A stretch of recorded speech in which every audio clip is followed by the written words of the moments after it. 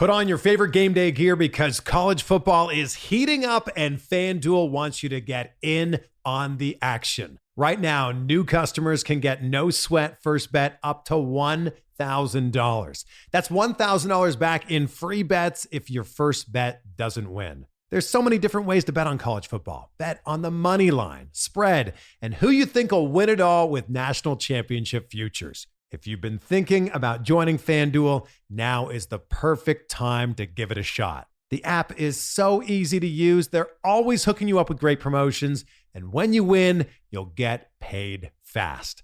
Download the FanDuel app and sign up with promo code BlueWire and get your no sweat first bet up to $1,000 for college football. That's promo code BlueWire, exclusively on America's #1 sportsbook.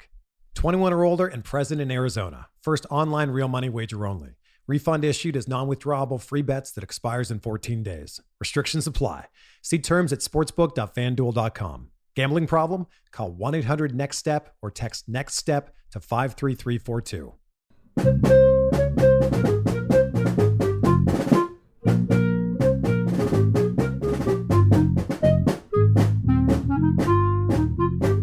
Hey everyone. Welcome to The Final Four is Not on the Schedule. I'm your host, Eric, alongside with expert analyst Rod. Thanks for joining us on the best MSU basketball podcast featuring in-depth recruiting, game matchup, and post-game analysis. We dive deep to give you the best tools to enjoy the Spartans and impress your friends and family.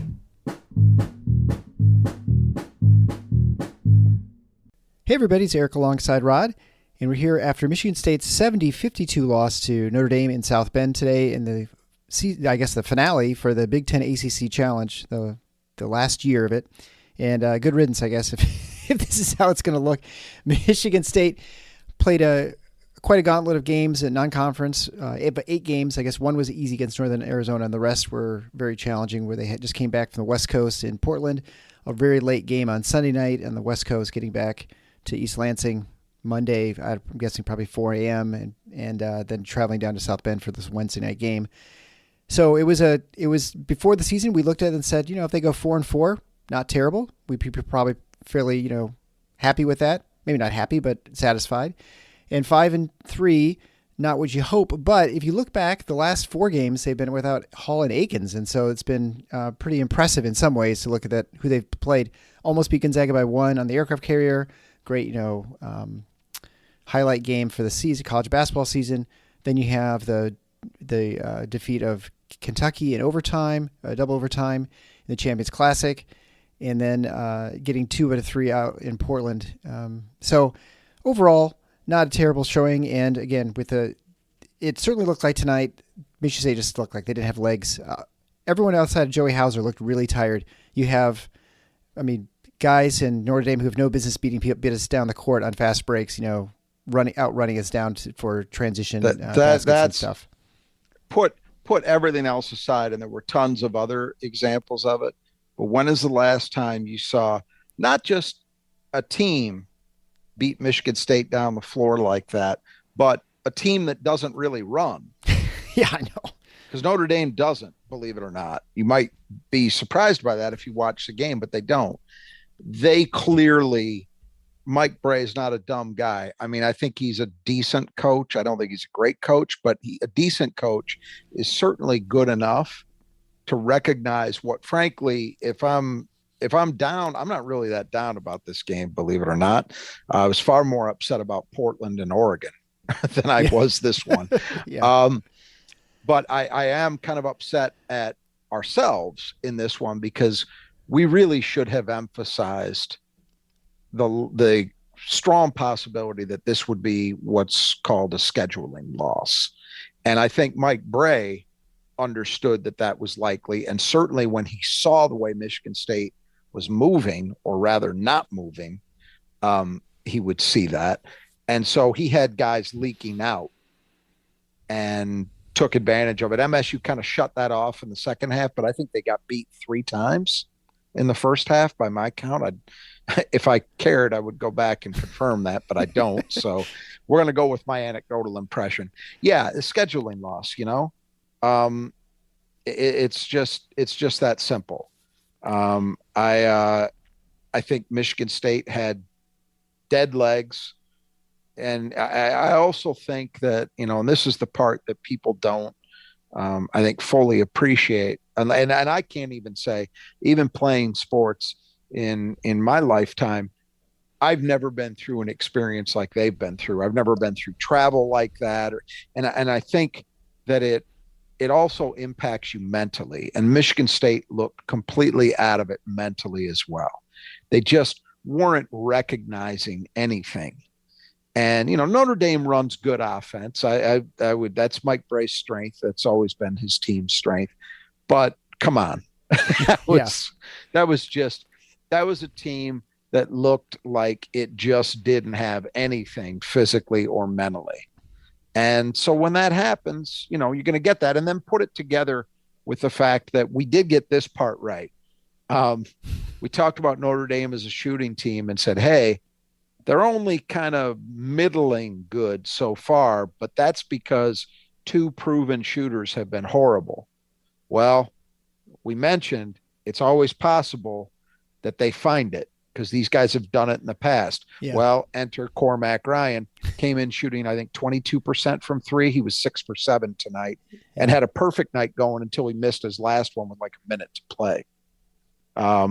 So, you put those 2 things together, that Notre Dame, frankly, a team that hadn't played a good game yet this season, even though they've only lost one, they've played tomato cans, and they barely managed to win most of those games. And then they lost their last one to St. Bonaventure by double digits. They hadn't played well yet this season. This, I'm sure, was a game that Mike Bray had them clearly ready for. I thought, Notre Dame, quite frankly, the last thing I think of in connection with Notre Dame basketball is physicality. Yeah. But I thought they were very physical tonight, which tells me that Mike Bray really had them amped up for this one.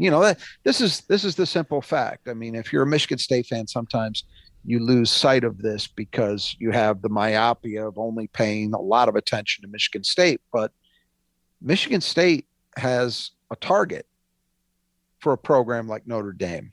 They are a target. They're a big name program. And if you can beat them, that means something, and I think it looked like all of those things. It looked like an amped up Notre Dame who hadn't been playing well at all, who, finally decided to play well, and a Michigan State team that just had no response. And that part of it, I can't get that exercised about, Yeah. They just didn't have it, and you just kind of chalk it up, and there'll probably be a night or two in the Big Ten. I haven't gotten into the teeth of Big Ten scheduling yet, but usually during the course of the season, there are 1 or 2 nights like this where you're playing your 3rd game in 7 days, something like that, and it happens to be in West Lafayette.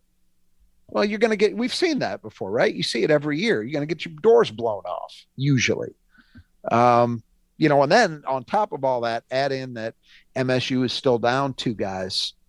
I don't want to spend a lifetime here making excuses, but just understand what happened here. And I think what you said at the outset, keeping things in perspective, is very much my mode of thought with this. They're 5-3, which at the start of the season I would have taken in a heartbeat, even if they had been at full strength. The fact that they've played the last half of those games down 2 of their top 6, I'm okay. Yeah.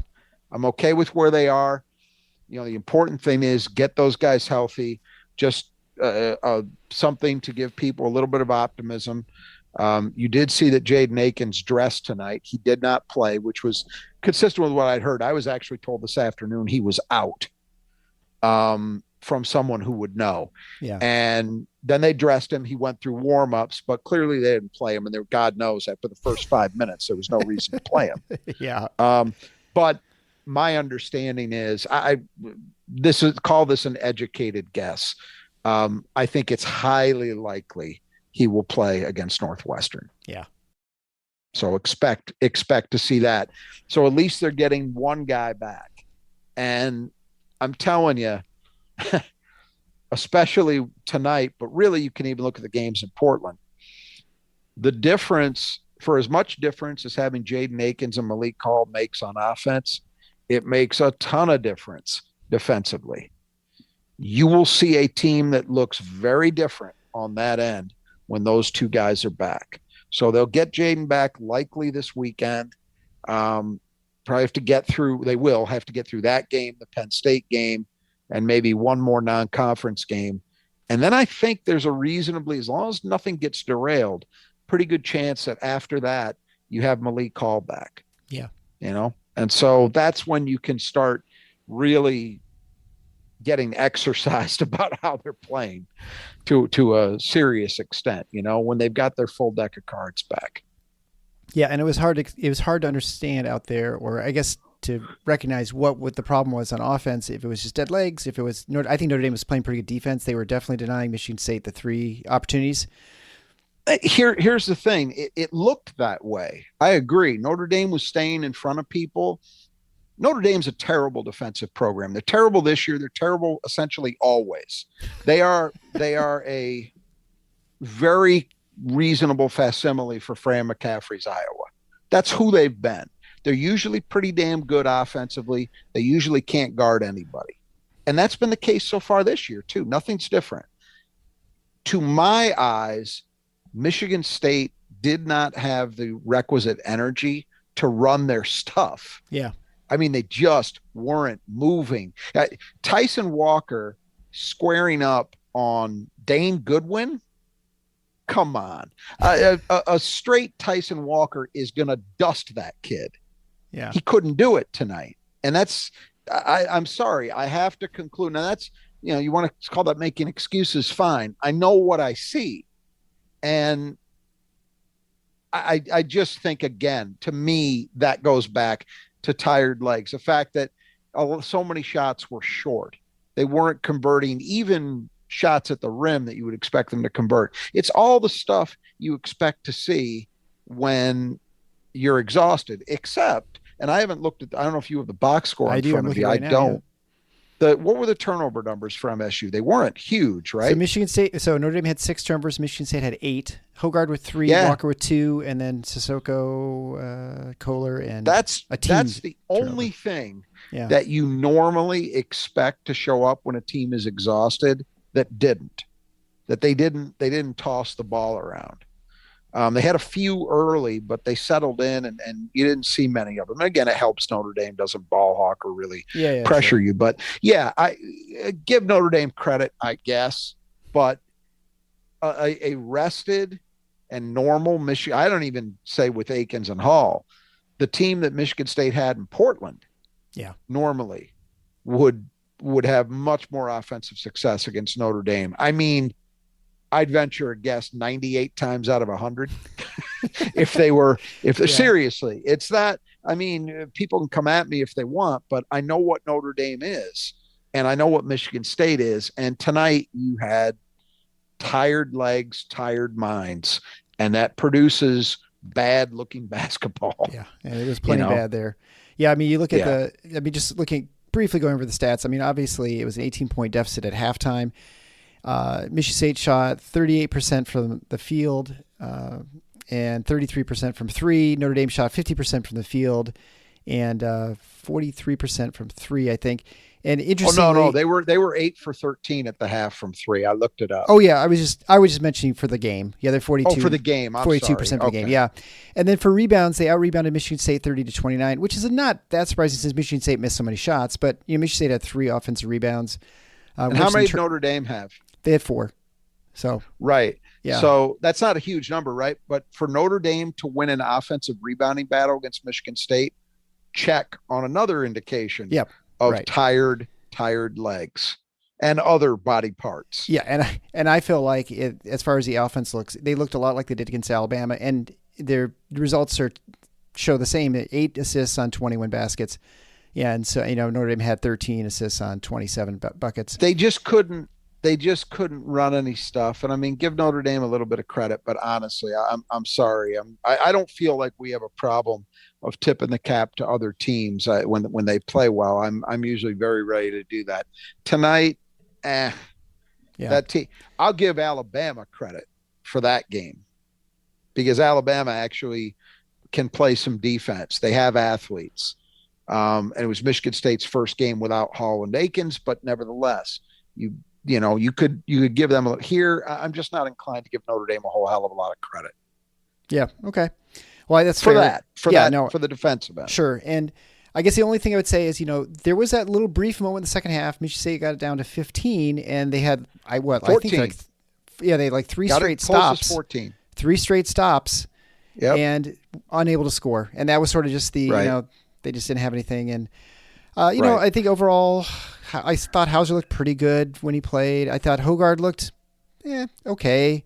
I don't think he came out strong to start the game, but he played better later, which seems to be sort of par for the course for him. And the inversion, you can talk about that too. Yeah, I thought Joey competed. He didn't play great, and again, I keep saying it. He didn't look like a guy. I mean, he played hard, but there's a difference between having the will to do it and having the physical capability to have playing hard translate to doing things you normally do. And he didn't have that. I don't know what did he end up with scoring wise? 12 points. Yeah. So he was okay, but Joey Hauser, we know, is capable of playing much better than that. Oh, yeah. I actually, and I'm sure AJ had some mistakes, and I don't know what he ended up with from the floor, but I thought AJ Hoggard was the one guy that you could say you were reasonably happy with because he competed. Mm-hmm. I liked his compete level a little more than I have, certainly than I did in Portland. And the one thing which you just alluded to that I think the only good thing that came out of this, other than nobody else getting hurt, was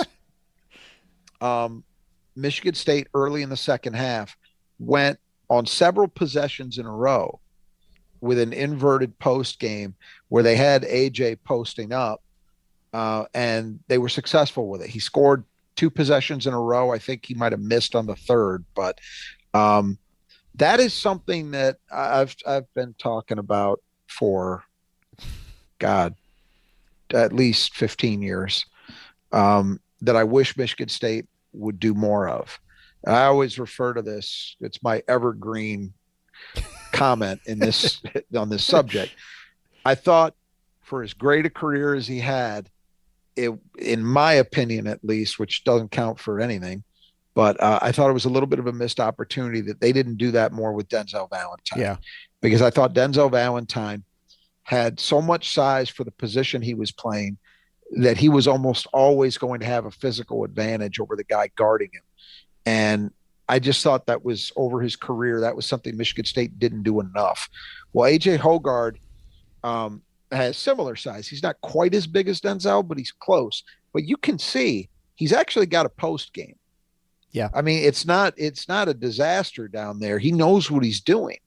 And that's a card I would really like to see Michigan State play frequently. And I don't mean like 8-9 touches a game, but I mean every game they run it a couple times, especially maybe in situations where you feel like you just need a bucket. If you can get the right matchup there, you get AJ posted especially without a good rim protector in there to come over help side, that's gold. And I think Michigan State can do it effectively, especially when Hall's back, because you have 2 options in Joey Hauser and Malik Hall that you can run that inverted post game where they're the guy making the post feed. And if the guy guarding them wants to come down and try to help on Hoggard, well, then you've got a shooter spotting up on an easy angle, what should be an easy angle for AJ. So I would like to see more of that. I thought that was good. It was a nice adjustment by Michigan State to go to it. And I'd like to see more of it. We see hints of it, but usually when we see it with AJ, this season at least, he kind of dribbles himself into that spot. This wasn't that. These were actual plays where he was posted up and was the recipient of an entry pass. So I'd like to see more of that. Yeah. Yeah. His final numbers, he played 33 minutes. He was 5 of 13 from the field, 1 of 4 from 3. And a lot of those threes were just, someone's got to shoot the ball. There were not many scores on the floor. 4 of 4 from the line. He again shows that he's really been good, really good for the line. 3 assists, 3 turnovers, a couple blocks, and about 3 rebounds. So played I thought okay. he was the only guy that kind of checked okay. Yeah, I think so. I mean, they had a lot of guys who didn't. I mean, Tyson Walker was not up to his usual level. Yeah. Pierre Brooks had a nightmare He of a was, night. Mahdi was not great. Hauser. Basically, they didn't have anybody who really guarded well, but AJ was probably the best of the bunch. So he's the one guy that I thought I'd kind of give, some kudos to, because he found a reservoir of energy which nobody else seemed to have.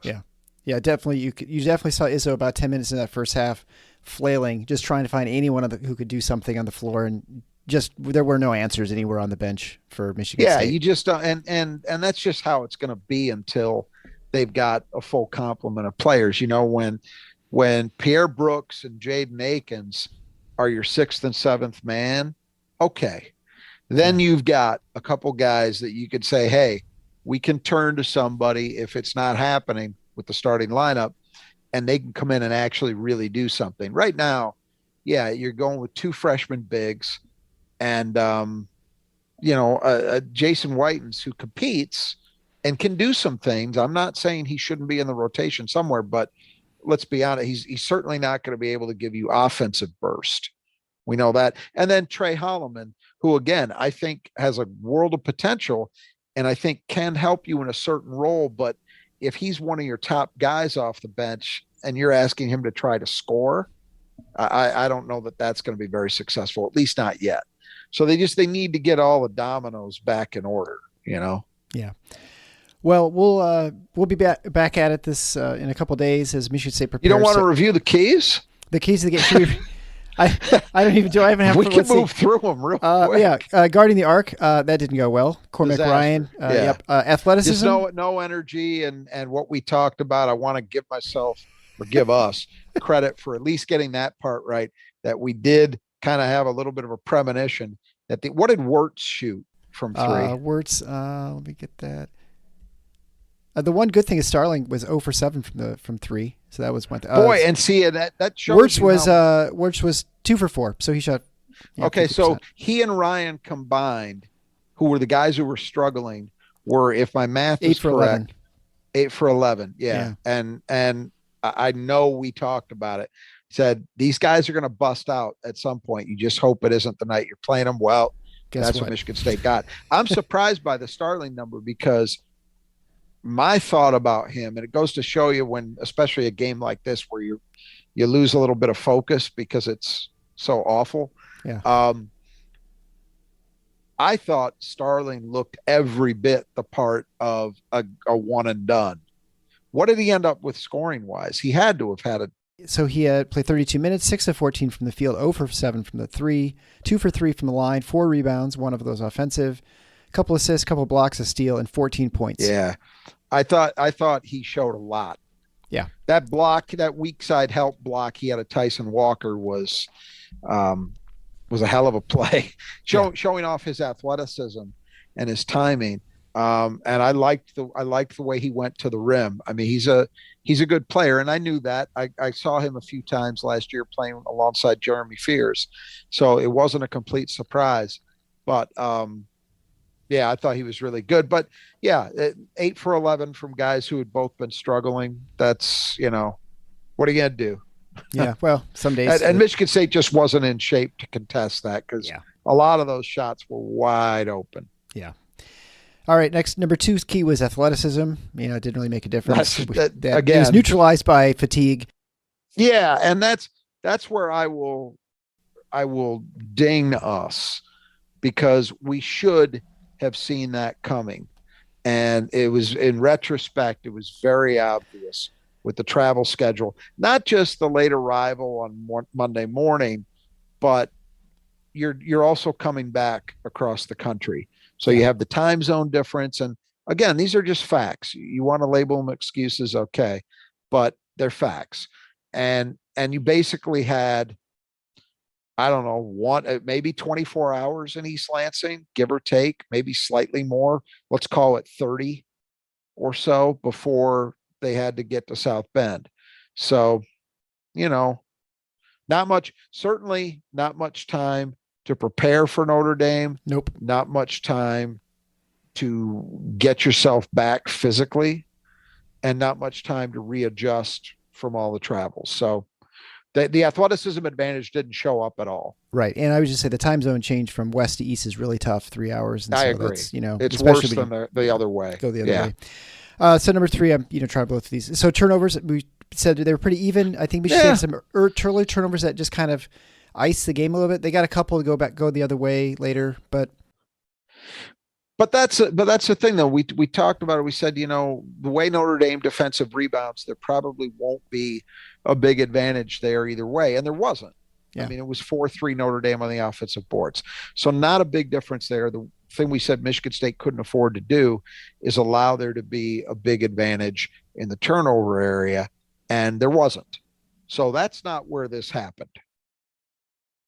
Get old, stay old. I guess that just showed the senior leadership, and I think Notre Dame did that. They saw a team that was wounded, and they just finished them off. And I think that was to their credit, they did what they had to do against a Michigan State team when they had opportunity. Yeah, I thought they played. They looked like a veteran team playing a very smart game. Yep. Yeah. And they probably really needed it because again, they had been very poor to start the season. Yeah, and the fifth key to the game. Late game situations. We'll mark that down as NA, not applicable. Right. So.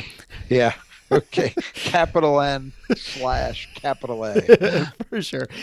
So again, Michigan State will be heading into Big Ten play on Sunday against Northwestern. And then back at the Breslin Center. So hopefully they can kind of get themselves right. And we hope to see Jaden Akins at least play coming off the bench probably. This is where, look, if you had to pick, and it doesn't work that way, but if somehow Michigan State had really given it everything, they somehow found a reservoir of energy and battled through this one, but then laid a stink bomb because they were truly exhausted on Sunday. Well, I wouldn't take that trade.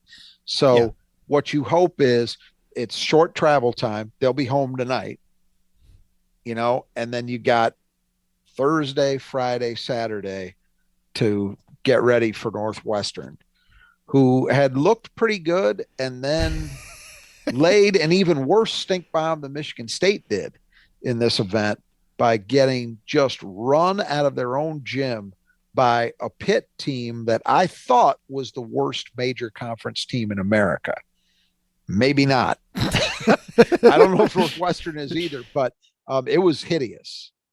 So I don't know what Northwestern, we'll talk about it, obviously, but I think, don't worry about this. To me, this is one you just, the old cliche, burn the tape. I don't know that there's anything to learn from this. Yeah, I think I felt like there was a lot more to learn from the wins against Oregon and Portland than there was this loss. Because this, to me, was really easy to identify. And Izzo's not going to treat it that way, for the record. He's going to kick their tails. But my view, whatever. It's whatever. Teaching opportunities, perhaps, for the coaching staff. They'll have stuff to talk about and try and take away some good points they saw, and then again try and just forget it and just move on to the Big Ten season, which we hope to kind of start making a run. I think Michigan State is still going to be very competitive in the Big Ten. I thought it was going to be a little bit easier path than what it looks like now, because there's some really good teams that look like that I was that I just wasn't sure about, and it certainly looks like a lot of them are pretty good. It's a deeper league, no question. I think so. There's little doubt about that. So we'll be back to talk about that game, and I suppose if you have a chance, go to our website at thefinalfoursnotintheschedule.com or tffinots.com. There you can sign up to be part of our Spartan community, either on our forums, or you can just get on our email list where we have special offers. We have something going on brewing pretty soon. Also, since Sunday is the first Big Ten game, you now have just a few days left to get into our T-shirt challenge. The T-shirt design has been finalized, and we'll get that out to everyone in a little bit. And so then you can, if you predict the order of the Big Ten from 1 to 14 for the end of the season, you'll be eligible to win a T-shirt. And just make sure you leave your name, obviously, with the email. You can send it to me at eric@tffinots.com. And make sure you put down how many points you think Michigan State will score against Hunter Dickinson and the Michigan Wolverines this season. And I guess with that, I probably should just call quits for this episode. So without further ado, until next time, the Final Four is on the schedule. Go Green.